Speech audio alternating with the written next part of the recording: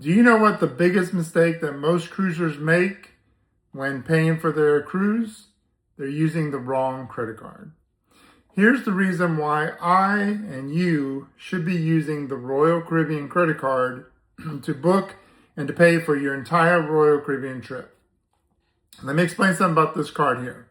It doesn't really earn you cash back. It earns you points that you can use for cruise credit on board, which is basically the same as cash, except you don't physically get the cash back. Now, these points, the way you get them is you can use them for any average expenses, groceries, gas, whatever. You get 1 point per dollar, which if you spend a lot during your months prior to your cruise, that could be good. Where it benefits the most is using it to pay for your cruise booking, your excursions, your internet, drink packages, dining, whatever it is. That will earn you 2 points. That 2 points will truly add up. Now, the reason that I use this card pretty much for everything on my cruise, and I've done this many, many times, is because I've racked up enough to where I've been able to gain at least $1,000 in onboard credit. Whatever's unused goes directly back to you. So it actually benefits you to use the card. Now, to use it for my average expenses throughout the week and throughout the months, I don't have enough. So I don't really use it as that. I can if I want to rack up a few extra points here and there, but I don't.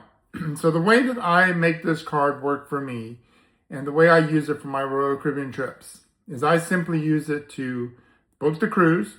So I use that to pay the booking. I use it to pay the excursions for the cruise. So that earns me 2 points for those two. Then I use it to book my flight. I use it to book my hotel, any Uber rides, any dining, any luggage fees. That'll earn me 1 point for all those. Before the cruise even starts, before the embarkation, then I pay off the booking, the excursions, pay off the flights, hotels, any of that stuff ahead of time. So the card usually starts off at about a zero balance by the time embarkation comes around. So I'm pretty much starting the cruise with basically a zero balance card. Now, I also use it on the ports and on the islands because there's no foreign transaction fee. And you don't want to be carrying one of your travel cards that has a foreign transaction fee to use because why get that extra fee? There's no point. So I'll usually carry the Royal Caribbean card and my Apple card, and I have it on my Apple Wallet as well, and so I can use it on the islands.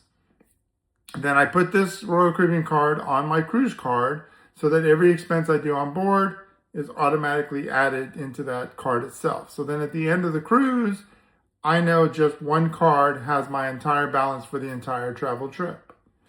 That is how I use the Royal Caribbean credit card to its advantage, earn the points, those points add up, and then my cruise itself will add into my Crown and Anchor tier, so it'll keep me going up higher. And so I always have cruise credit to use by using that card. So whatever I don't use, it just stays there and saves. And every cruise I go on, I have cruise credit. And that's a guarantee to continue adding cruise credit every single cruise, just using one card. Now, Bank of America is not the best banks, I know, for credit cards. And yes, it takes a long time sometimes for the actual balance to go through. But once it goes through, when you pay it, it's pretty much a day or two and it's done. It's paid off. So I never recommend holding your debt on that card at all. Never hold the balance. Pay it off as soon as you can. Go to your cruise with a zero balance and you'll enjoy it much better. So this is the way that I personally use the Royal Caribbean Visa card for all my Royal Caribbean trips.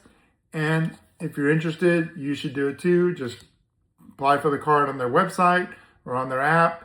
And I think it'll actually help you out. Give it a try, see what it's like. Got any questions on Royal Caribbean or anything else of that sort?